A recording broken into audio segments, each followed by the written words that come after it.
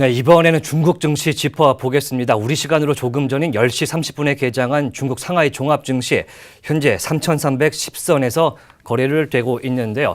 이 월요일인 어제 중국 시장 상승 마감됐습니다. 어제장 통해서 오늘장 보겠습니다. 하나금융투자 선능금융센터 연결하겠습니다. 네, 김준범 연구원. 네, 어제 중국장 어떻게 마감됐습니까?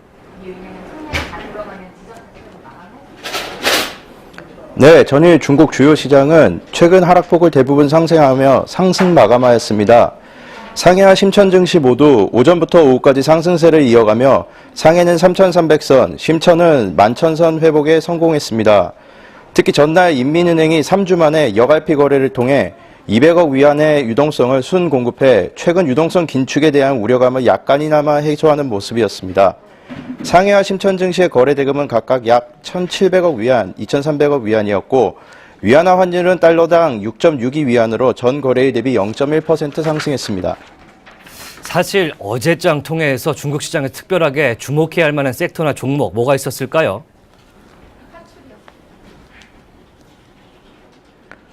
예, 어제 중국 증시에서 주목해야 할 부분은 기술 테마주의 상승세였습니다. 8일 시진핑 주석의 빅데이터 발전 방향에 대한 언급으로 소프트웨어 섹터 내 빅데이터, 인공지능, 클라우딩 컴퓨터 등 첨단 기술 관련주들의 상승세가 높았습니다. 또한 대형 우량주가 많이 있는 백주, 의료, 가전, 자동차 업종 등의 상승세가 두드러졌습니다.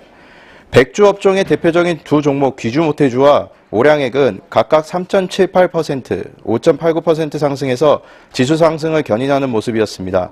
가전업종의 경우 메이디그룹과 소천하 두 종목 모두 약 6% 이상씩 상승했습니다. 소프트웨어 종목들 중에는 빅데이터 관련주 구기소프트웨어도 오전부터 상한가를 기록했고 최근 클라우드 산업으로 주목받는 석기정보도 상한가에 마감했습니다. 지난주 방송에서 언급했던 소비자 물가지수와 생산자 물가지수 각각 어떻게 나왔습니까?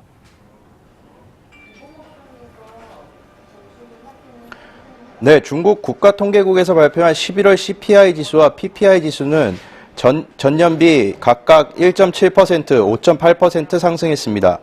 CPI 지수 상승폭이 10개월 동안 2%를 밑도는 등 낮은 수준을 이어가고 있습니다. CPI 지수가 예상치보다 낮게 나온 이유로는 식품 관련 분야의 하락으로 분석됩니다. 최근 채소의 공급 과잉 이슈가 하락에 영향을 준 것으로 풀이되며 수산물과 돼지고기 가격 하락에 영향을 준 것으로 분석됩니다. 그리고 시장 예측치를 하회한 PPI 지수의 경우 10월보다 1.1%포인트 둔화하면서 4개월 만에 낮은 수준으로 떨어졌는데요.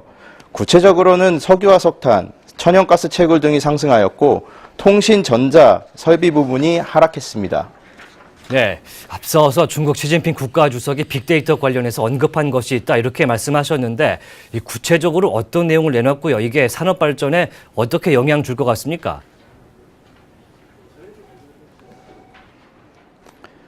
네, 지난주 8일 시진핑 국가주석이 빅데이터 국가 전략 시행과 디지털 중국 가속화를 촉구하고 모든 고위 간부들에게 빅데이터를 업무에 활용하라고 지시했습니다. 10월 출범한 공산당 19대 정치국이 두 번째 집체합숙 주제로 빅데이터를 선택한 것으로 중국 언론에서는 강조하고 있는데요.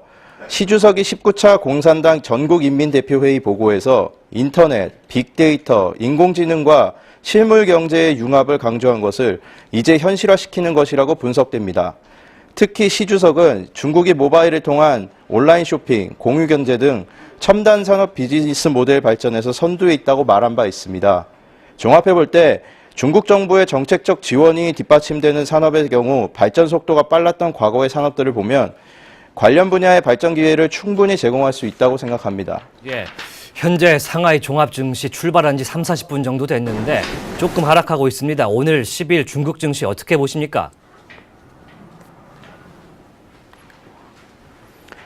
네, 전일 중국 주요 증시는 기술 테마주와 대형주 중심으로 회복된 움직임을 보여 시장의 안정화가 이뤄진 것 아니냐는 기대감을 주었는데요.